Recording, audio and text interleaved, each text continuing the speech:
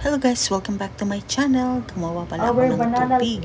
First, nilinis ko na yung dahon at saka isinalab sa apoy para maging pliable yung ating banana leaves. Then, ang mixture pala ng ating tubig ay glutinous rice flour, makapuno in a bottle, melted margarine, brown sugar, and coconut milk.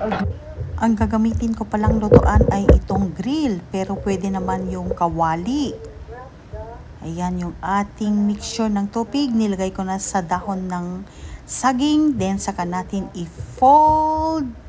Then i-secure yung magkabilang gilid. Then saka na natin ihawin yung ating tubig. Ganyan lang po kadali ang pagbalot.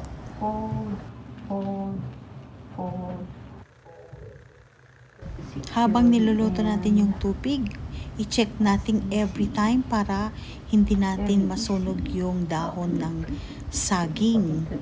Dapat ibaling-baling. Yan. Yan, galaw-galawin. Oops. Luto na yung ating tubig. Brown na yung dahon ng saging. Mag-sample na tayo.